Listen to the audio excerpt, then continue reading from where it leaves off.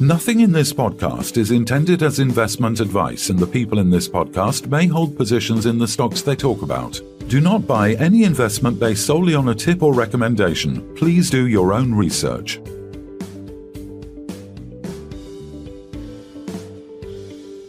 Okay, so welcome to the Midweek Takeaway. Today we have Charles, who's just explained that he's a super duper analyst and he's tipped lots of stocks to do more than 100%, so maybe this is going to be another one. And we have Pieter Krügel, a long-known guest of Mast Energy. So I'll leave it up to you guys to discuss the most recently written article by Charles about Mast Energy. Hi Peter, how are you? Hi Charles, very good on you, and yes, good to chat. Yeah, good to chat to you, sir. Yeah, so, just for people who maybe haven't heard of Mast Energy Developments before, or that maybe don't know your background, can you just give just a very kind of brief overview of like what you've done in your life, what kind of led you to like leading Mast, and what the company does in like very simple, broad terms? Okay, good. I'm a chartered accountant by training. I started out in the auditing industry and then moved over to the corporate side, pension funds initially. Then I started getting involved in wealth management and financial planning. I studied to be a certified financial planner and looked after high net worth individuals for a number of years. And I then joined the capital markets on the London Stock Exchange. That was about 10 years ago. I joined a company called Kibo Energy PLC. At that time, they were transitioning from a mineral exploration company to an energy development company. And one of the projects which we looked at and acquired was actually Mast Energy Developments at that time. It was a very early startup business model, which we very much liked. We liked the UK exposure. We liked the niche it was filling in the UK market. We felt that it was a critical part of the UK energy mix, which proved to be right. And then that was separately spun out of Kibo onto a separate standalone listing in 2021. And that brings us to Mast is today. So Mast today specializes in what they call flexible generation. So we fill in the gaps between baseload generations, specifically intermittent renewables. So if the wind doesn't blow or the sun doesn't shine, which it doesn't 365, we come in and we fill that gap. So at the moment we do low carbon gas generation, which we feel there's still quite a bit of a runway on, but we also do battery energy storage solutions as well as solar, which will become part of that FlexGen mix increasingly going forward. So I mean, with flexible power generation that you were just describing, can you explain why it's critical as we transition, the government's ambition for net zero, whether achievable or not, we are moving as a world more towards renewables. So why is flexible power generation critical? Yes, yeah, that's a very good question, and I mean kind of the premise of our business model. So if we look back historically, baseload generation was of course applied by carbon fuels, predominantly coal in the UK. And as that was phased out, and I mean the last coal power station in the UK was decommissioned last year, so the UK's got zero coal generation any longer. That was replaced with alternative renewable baseload generations, predominantly wind in the UK. So the challenge with renewable generation is that it is intermittent. So the wind doesn't blow 365. So and you can't replace that with solar, because the main requirement for baseload generation is inertia. And the only way to get inertia being the frequency to sustain the baseload of the national grid, is you need a turbine. So solar is not going to give you that inertia. Batteries are not going to give you that inertia. Only a turbine can. So wind is a very good solution in the UK, but it is intermittent. And that's where we come in. So if there's a drop in wind or a drop in sun, we step in and we generate typically during high demand periods or extreme weather patterns. So typically on a daily basis, we generate early mornings, late afternoons, between 4 and 8 hours, depending on the day, and also in kind of extreme weather conditions. We saw that in January, the weather condition situation. So there was an extreme cold snap across the entire Europe. I remember, yeah. Yes, yeah. So that was an absolute Goldilocks situation for us, because that also increased our demand and energy prices significantly.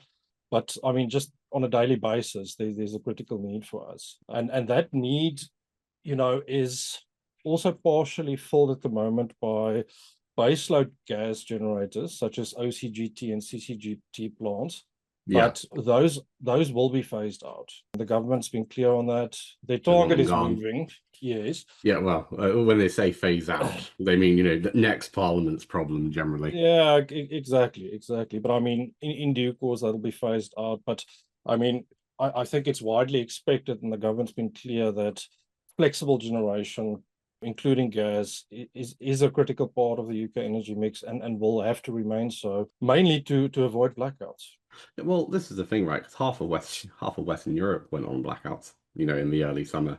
People forget, this is the kind of problems that we're going to have going forward as we transition to renewables. And when we talk about energy sources as well, in terms of like cleanliness or net zero or like clean energy, a lot of individuals equivalate lignite coal, with oil, with gas, when actually gas is significantly cleaner than those other sources. And, I mean, in the UK, I mean, I guess it's kind of like a broader question that's not Mast related, but I've always thought that hydropower would make the most sense because it is constant and we're an island surrounded by sea. Do you know why we don't put any effort into hydropower at all in the UK? Can you make a guess?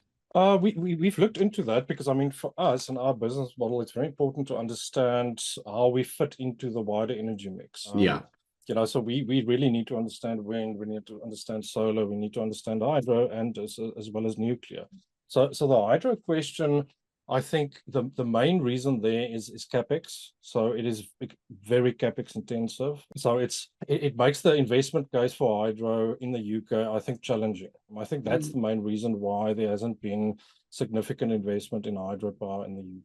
But then the thing is, for me, again, I haven't looked at the figures in depth, but when you have intermittent power like wind and solar, then the capex is not just the solar panels or the wind turbines. It's also all of the infrastructure, which is obviously what you're targeting, which comes with its own capex costs and requirements that I don't think that have been properly thought through, how expensive that's going to be as well. Yes.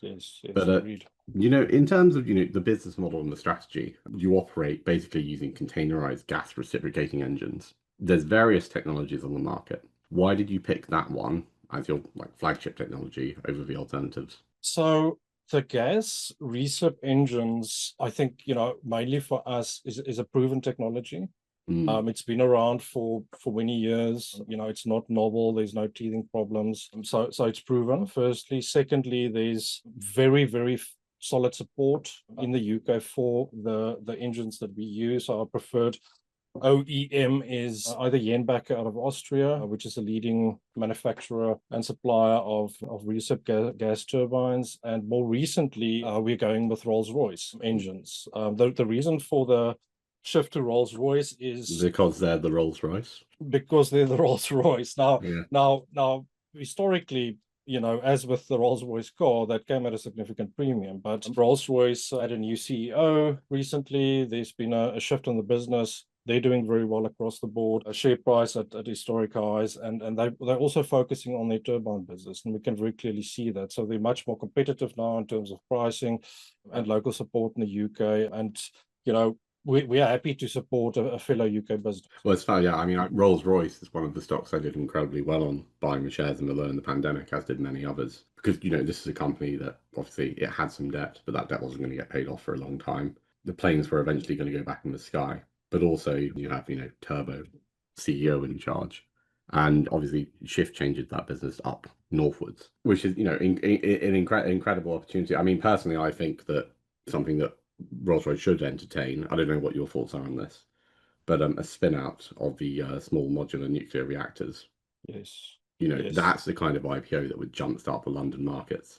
Yes. Aside from anything else. I mean, would you agree that's something that we need to see in the UK, maybe? Yes, absolutely. I agree with that. And I mean, just kind of talking about that is, I think, that there's a focus on modular nuclear globally. And, a company is going to be the first on that. And I think Rolls-Royce is kind of looking at that. I think they've made that intention clear. Whether or not they're going to move quick enough and structure it the right way, as you say, likely with a separate spin out. That's going to be the question. This is regulation, isn't it? I mean, they're already getting cracking in Poland. In the UK, we're still at the committee stage and years away, regardless of what anyone says. But moving back to Mast, sorry, I could talk about Rolls for years, but You've got this 3-phase strategic plan, right, according to this website. So phase 1, establishing the gas reciprocating business model. This is through PyBridge, right, which is now established and the business model is proven. Currently, you're scaling operations up to 300 or more megawatts. That's the focus. So brownfield, greenfield, AI data centers. And then phase 3, going beyond that, diversifying energy solutions.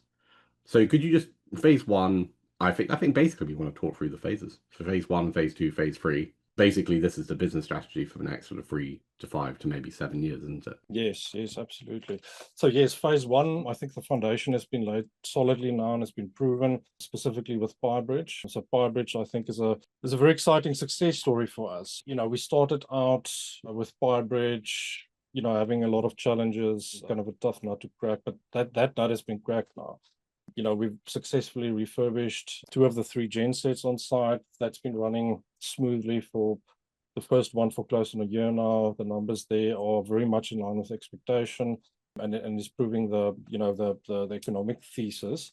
And that's kind of that's our brownfield strategy now, is to duplicate the success that we've had at Bridge by acquiring existing already constructed sites that requires limited overall work, limited capital investment, and much quicker to income generation.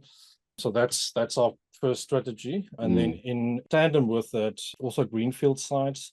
So historically, we acquired greenfield sites from third-party developers. But we said, well, I mean, we've been doing this for a long time. We have the experience to develop these sites ourselves. So let's start doing that.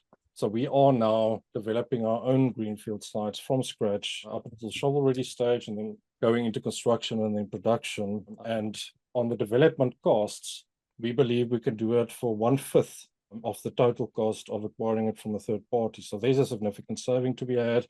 Yes. We can also do it quicker. And more importantly, we can develop the sites in the most attractive demand zones in the UK. So I think that's quite a gap in the market. So I mean, the market shifts from time to time, and we've seen that third-party developers are not developing these projects in the most attractive demand areas in the UK, which we're now doing. That's really, really helpful. And then in terms of the revenue streams, I think basically you've got 4 main income sources. But can you talk me through that, and also how they're diversified? So one part of the business, potentially isn't doing so well. Another part might be generating more revenue. Yes. So each site has got the benefit of these 4 income streams. So each site in itself is already diversified.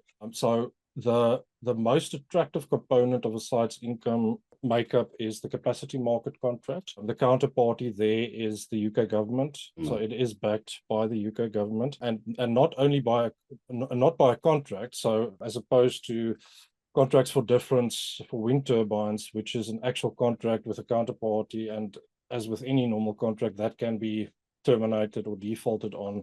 The capacity market is actually written into law, and the counterparty there is the energy of the Secretary of State for Energy. So it is probably the firmest agreement that you'll get. It's basically a gilt, isn't it? Yes, as long as you develop, 100%. As long as you deliver your side of the contract. 100%. 100%, exactly. And we've seen an uptick in the tariffs on the capacity market contracts, which is very good. The recent auctions has cleared around £60,000 per megawatt annum. So I mean, that's great, and that provides you with around 50% of the total gross profit per site, and which is guaranteed. So it covers your capex mostly, it covers your opex. It also makes the project very bankable. Banks love a capacity market contract. So that's the capacity market contract side of it. It's easy to lend against it, isn't it? Yes, absolutely. Yeah. Absolutely. And then, so with PyBridge, obviously, I'm not sure if you referred to it as this, but I mean, in my mind, it's basically your proof of concept site. Yes. Right. Yes. But I'm guessing while you were building it out, problems arose, issues in all engineering projects.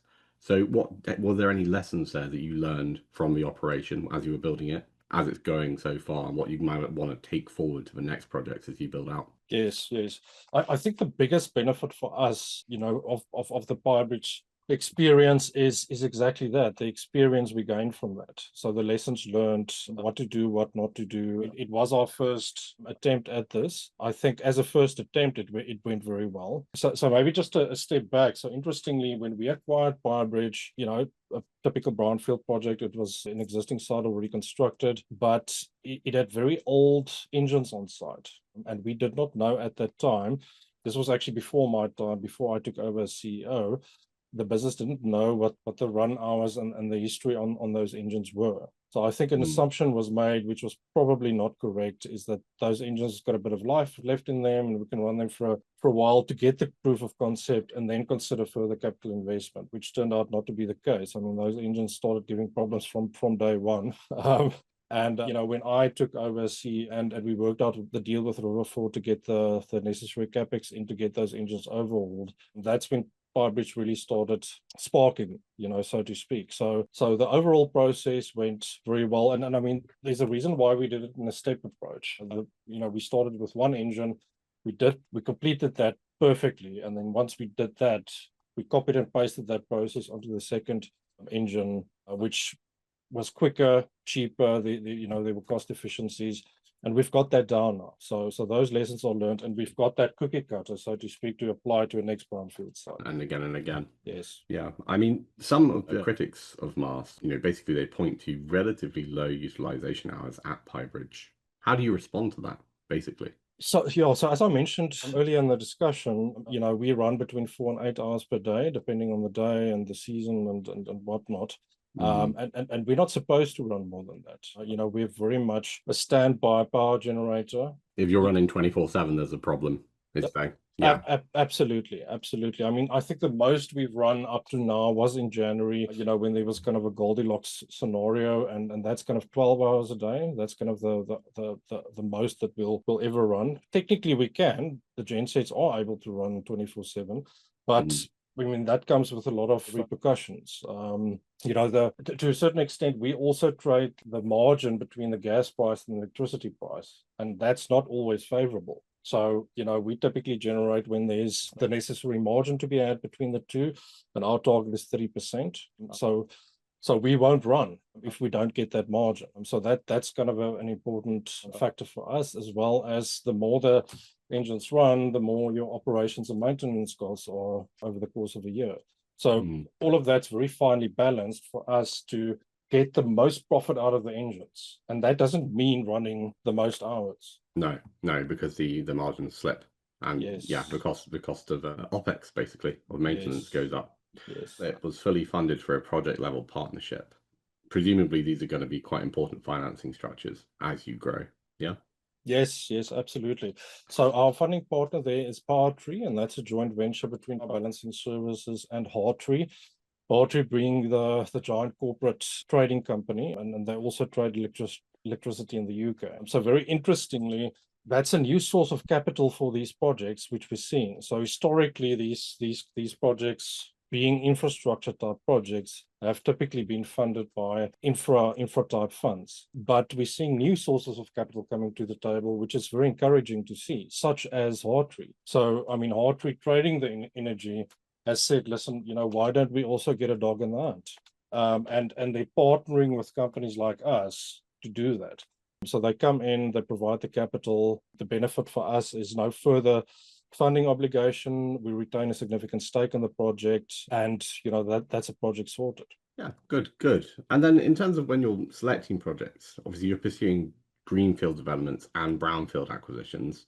What are the advantages and disadvantages of each? Kind of when you're assessing them in the office, which would you prefer to do primarily, or is it good to have a mix? So for us, a mix, absolutely, because as you say, each has got its own pros and cons. I think from on balance, it's really a lifetime question. So I mean, a brownfield's like buying a second-hand car. There's a limited lifetime on that asset, and on a brand new car, it's got a few more years, but you pay more.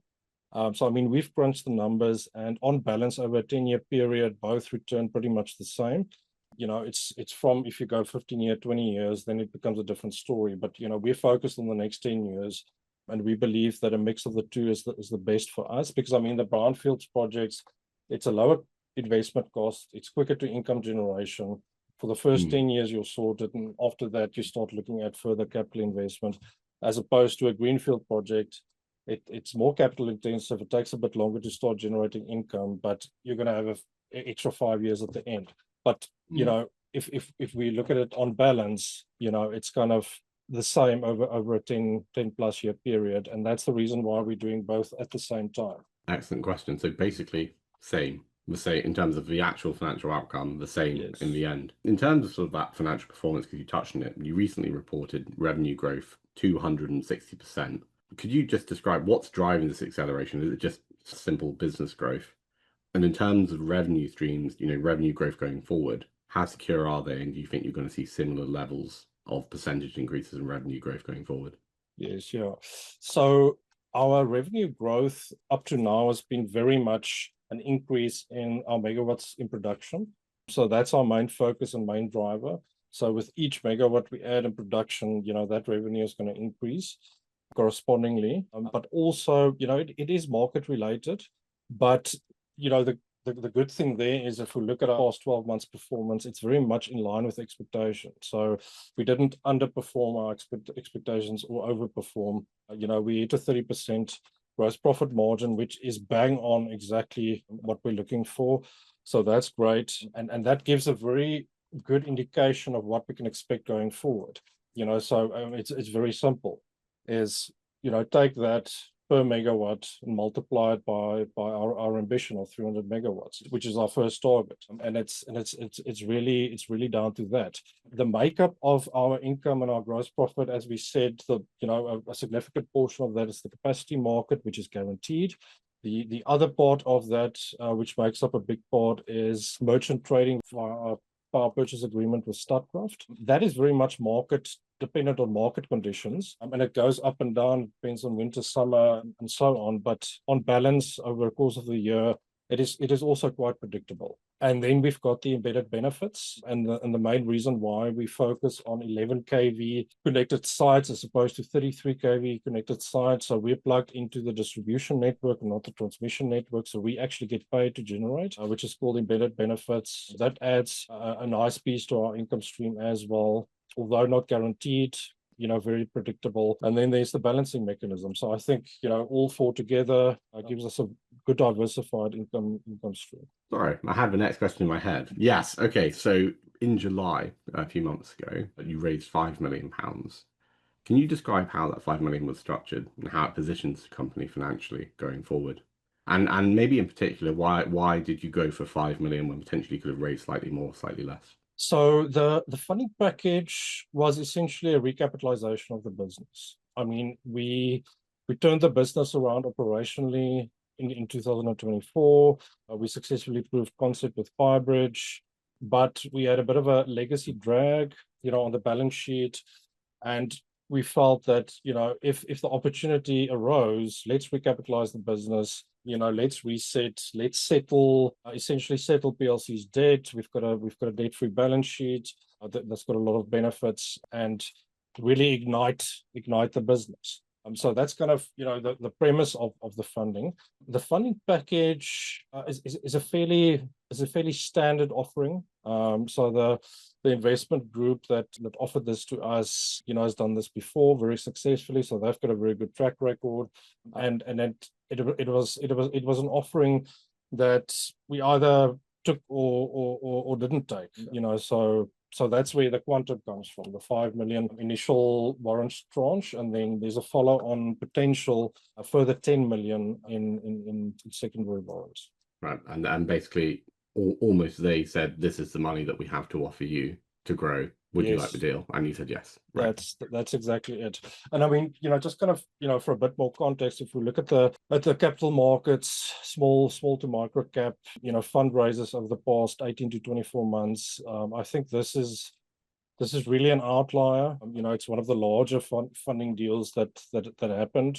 You know, so I don't think we should forget that the capital markets has really been challenging the past few years. And, you know, for us, it was either this and it's got its pros and cons, but on balance, we believed it's really going to be beneficial and ignite the business, which, it's proven to have done, or Indeed.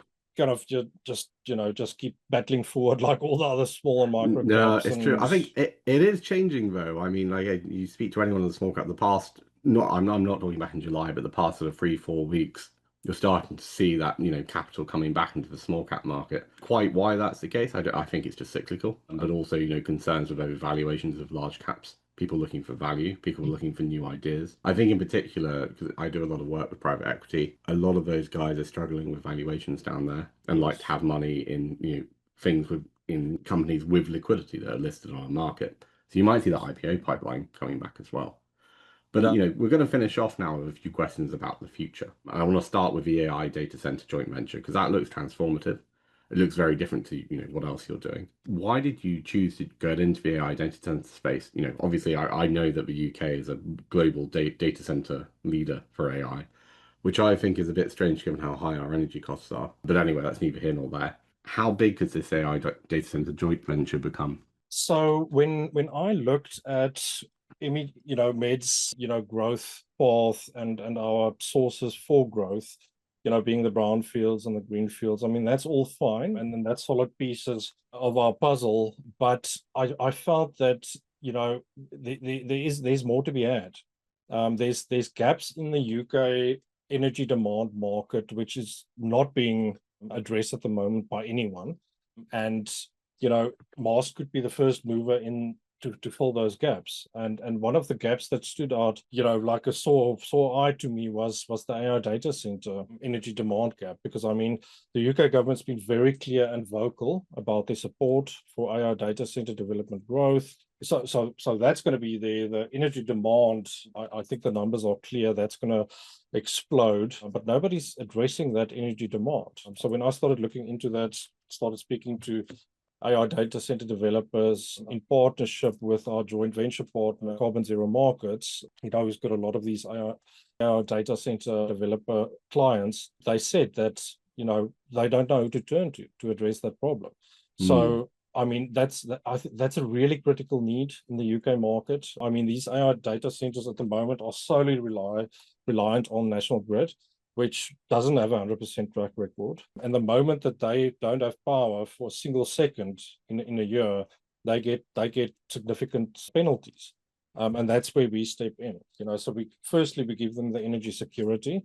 And then secondly, and that's kind of the ultimate benefit to us is, we'll look to negotiate a private wire power purchase agreement with the AI data center at better terms than we can get merchant PPA with Statkraft. That's ultimately what we want to do.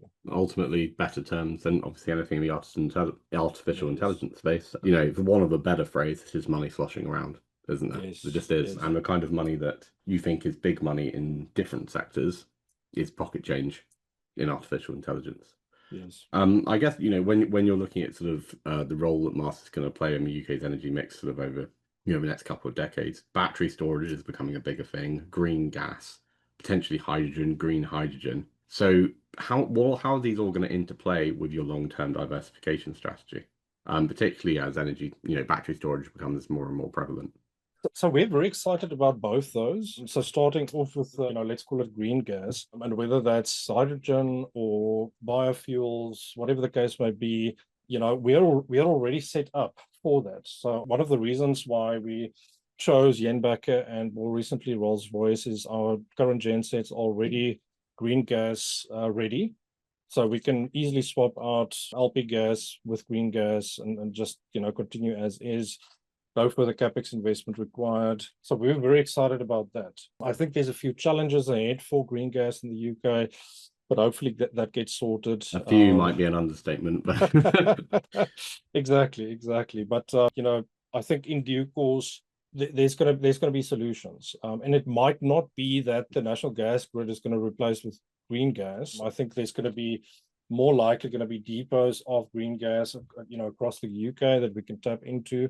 And that's probably because, hydrogen's biggest challenge is the fact that it's very expensive to transport, as is widely known. So until that problem has been cracked, I think, depots and so on is going to be the solution. But so, I mean, that's green gas. On the battery side, we're also very excited about the technology there is advancing, on a daily basis. We don't believe it's there quite yet, but we believe that it will get there. And yeah, we're ready. We're ready to plug into that as soon as we believe the technology versus the capex is at an attractive level. And then, okay, so coming towards the end now. So we had an RNS out this morning, exclusive joint venture for Holiday Park's power supply.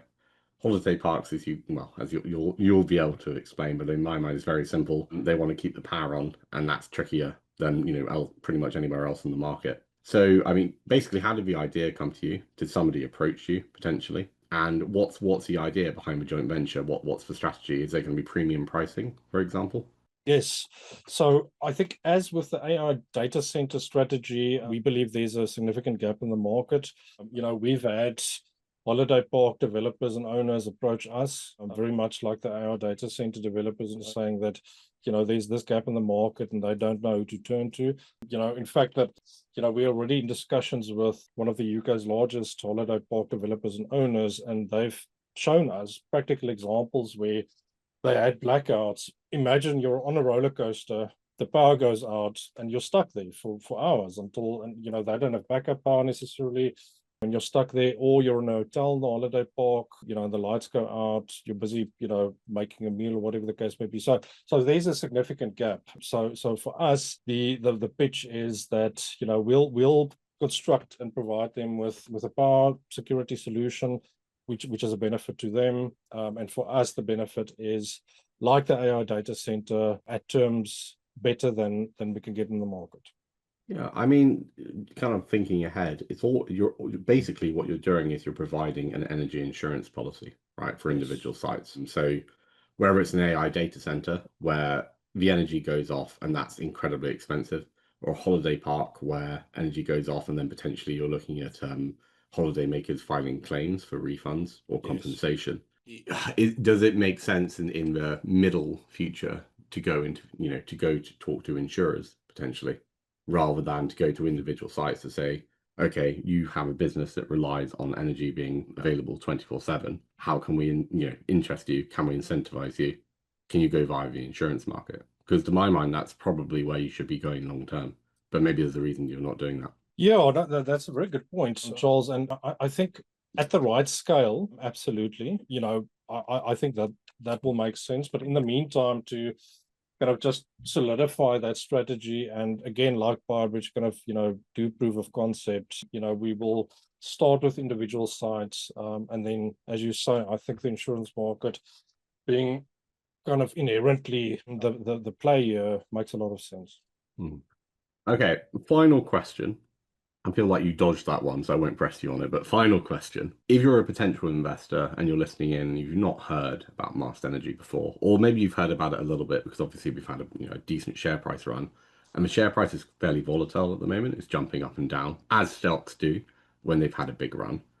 Why should you consider investing in Mast now at this stage of your growth journey? So I think investing now because we're at the start of our journey. So we've laid the foundation, we've proven concept, we've ticked those boxes, we've had those successes. We've got a very clear growth strategy that's diversified. We've got funding behind us. We've got the necessary partnerships in place. And our first target is 300 megawatts. We've got 5 megawatts in production at the moment. So there's significant upside to be had purely from that perspective. And I mean, that's only our first target, in the short to medium term.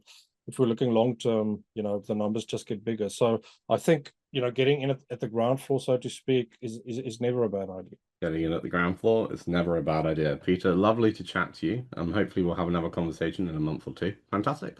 Speak soon. Thanks, Charles. Appreciate it.